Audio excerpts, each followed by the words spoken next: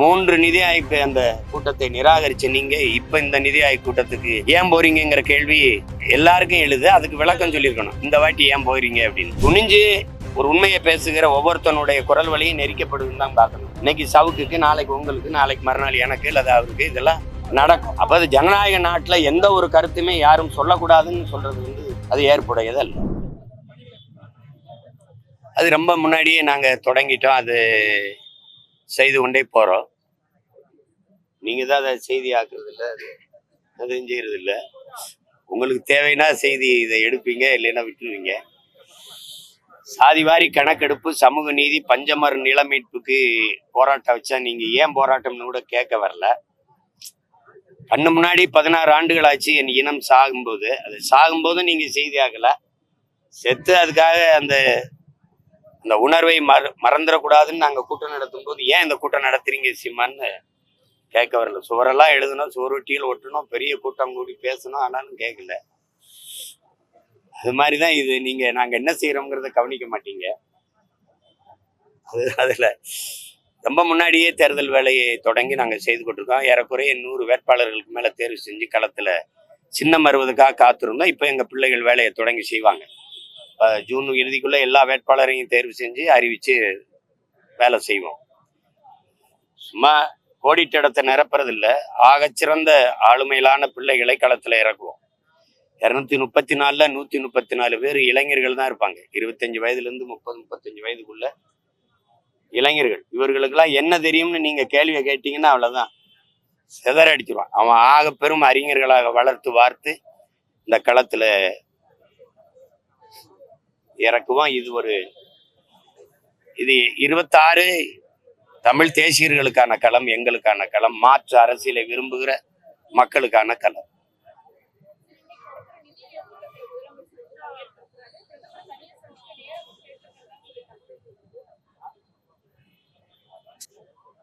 இல்லை, எதுக்காக சந்திப்பாங்கன்னு இருக்குல்ல, பல்வேறு சூழல்கள் இருந்தது. பிரதமரை சந்திச்சு கோரிக்கை வைக்க, நமக்கு நிதி தரல, அதனால ஆசிரியர்களுக்கு சம்பளம் கொடுக்க முடியல அப்படின்னு புலம்பிக்கிட்டு இருந்த நேரங்கள்ல அவரை சந்திச்சிருக்கலாம். அவரை சந்திக்க உங்களுக்கு வாய்ப்பு இருக்கு. நீங்க கேட்டா நேரம் கொடுக்குறாங்க. காலையில உங்களை சந்திக்கிறாங்க, மாலையில தம்பி உதய சந்திக்கிறாங்க. அப்படி ஒரே நாள்ல எல்லாரையும் சந்திக்க முடியுது, உங்களால சந்திக்க முடியுது. அப்படி இருக்கும்போது எண்ணற்ற சிக்கல்கள் நமக்கு வந்தது. அப்போலாம் பேசி நீங்க சரி செஞ்சிருக்கலாம். இந்த இப்ப 3 நிதி ஆயோக் அந்த கூட்டத்தை நிராகரிச்ச நீங்க இப்ப இந்த நிதி ஆயோக் கூட்டத்துக்கு ஏன் போறீங்கிற கேள்வி எல்லாருக்கும் எழுது. அதுக்கு விளக்கம் சொல்லியிருக்கணும். இந்த வாட்டி ஏன் போறீங்க அப்படின்னு. அது ஒரு வேளை நீங்க அமலாக்கத்துறை சோதனைக்காக போறீங்களா அப்படி சந்தேகம் வருது இல்ல.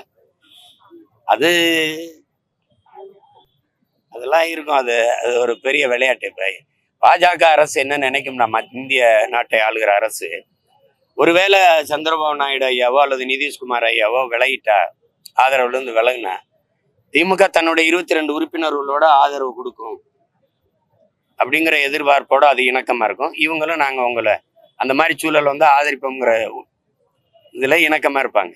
இல்லைன்னா இந்த பாகிஸ்தான் போற அதை ஆதரிச்சு பேரணி நடத்தின முதல்வர் நம்முடைய முதல்வர் தான். அதுக்கப்புறம் தான் டெல்லி முதல்வர், அவர் பாரதிய ஜனதா கட்சியின் முதல்வர். அந்த பெண்மகள் அவங்க பேரணி நடத்தினாங்க. கூட்டணியில் இருக்க சந்திரபாபு நாயுடோ அல்லது நிதிஷ்குமாரோ நடத்தாத போது, பாரதிய ஜனதா கட்சி ஆளுகிற மாநிலங்களோட அந்த மாநில முதல்வர்கள் அந்த போரை ஆதரிச்சு பேரணி நடத்தாத போது, நம்முடைய முதல்வர் அவசரமா பேரணி நடத்த வேண்டிய தேவைன்னு இருக்குது. வேற என்ன இருக்குது? அந்த போர்ல என்ன நியாயம் இருக்குது? தீவிரவாதியை ஊடுருவ விட்டது யாரு? அதுல பாதுகாப்புத்துறை அமைச்சர் வருத்தம் இருக்கா, இல்ல ராணுவ தளபதிகள் வருத்தம் இருக்கா? சரி, உள்ள தெரியாம வந்துட்டான். எப்படி தெரியாம வந்துட்டான்? நீங்க என்னோட வாங்க, நான் பயணிக்கு போறேன் வானூர்தியில, எத்தனை முறை சோதிக்கிறீங்க? ஆதார் கேட்கிறீங்க, இடுப்பை சுத்துறீங்க, இங்க வண்டியில ஏறும்போது ஒரு தடவை சுத்துறீங்க, பின்னாடி காட்டு முன்னாடி காட்டுங்கிறீங்க, இவ்வளவு சோதிக்கிறீங்க. பரீட்சை எழுத போற என் பிள்ளைய மூக்குத்திய கலட்டுறீங்க, வீட்டுக்கு கொண்டு வருவீங்க. பார்டருக்குள்ள வந்த பயங்கரவாதி என்ன பண்ணீங்க? ஆயுதங்களோட இப்படி உள்ள வந்தான். சரி, சுட்டுட்டான். சுட்டும்போது சுத்தி வளைச்சியா அவனை சுடல. அவன் பாதுகாப்பா தப்பி போற வரைக்கும் என்ன பண்ணீங்க? போர் தொடுத்தீங்க. உடனே இல்லையா? 10 நாள் கழிச்சு ஏன் போர் தொடுக்கிறீங்க? இத்தனை கேள்விகள் இருக்குல்ல, எதுக்கு பதில் இருக்கு? ஒரு தீவிரவாதி ஒரு குழு ஒரு 10 பேர் 8 பேர் இவ்வளவு பெரிய நாட்டுக்குள்ள புகுந்து தாக்குதல் நடத்திட்டு திரும்பிட முடியுங்கிற எண்ணம் எப்படி வருது? அந்த எண்ணமே வந்துடக்கூடாதுல அவனுக்கு. அவ்வளவு பாதுகாப்பா இருப்பான். நினைச்சாலே போட்டு தள்ளிடுவான்டான்னு பயம் இருந்தா அந்த சிந்தனை அங்கேயே செத்துருக்கும். ஏற்கனவே புல்வாமால சரி விட்டுட்டீங்க, தாக்கிட்டான், அது ஒரு படிப்பினை இல்லையா? அப்ப கூடுதலால பாதுகாப்பு இருந்திருக்கணும்.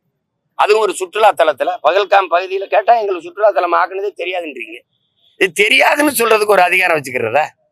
கவனம் இல்லாம நடந்துருச்சு, தெரியாம நடந்துருச்சு. சொந்த நாட்டு மக்களை பாதுகாக்கிறது வழி இல்ல, பாதுகாக்கிறதுக்கு முடியல. பாதுகாப்புக்கு நின்ற ராணுவ வீரர்களையே பாதுகாக்க முடியல. 42 பேரை புல்வாமால கொண்டுட்டீங்க. அப்புறம் என்னத்துக்கு இது போர் நடத்தி என்னதை போறாது அக்க போறாது? அது தேவையில்லாதது. செத்தவன் தானே. இல்ல அங்க போர் நடத்தி கொண்டீங்கள பொதுமக்கள், அப்பாவி குழந்தைகள், அவங்களுக்கும் இந்த தீவிரவாத செயலுக்கு ஏதாவது சம்பந்தம் இருக்க? தீவிரவாதிகள் சுடப்பட்டிருக்காங்களா? செத்தவன் 26 பேர், சுட்டவன் எத்தனை பேர் தெரியுமா உங்களுக்கு? அவன்ல எவனாவது அழிக்கப்பட்டிருக்கானா? அப்புறம் அதெல்லாம் இப்ப அதுல என் கருத்தை நீங்க என்ன எதிர்பார்க்கிறீங்க? அதுல ஒன்றும் கருத்து இல்லை.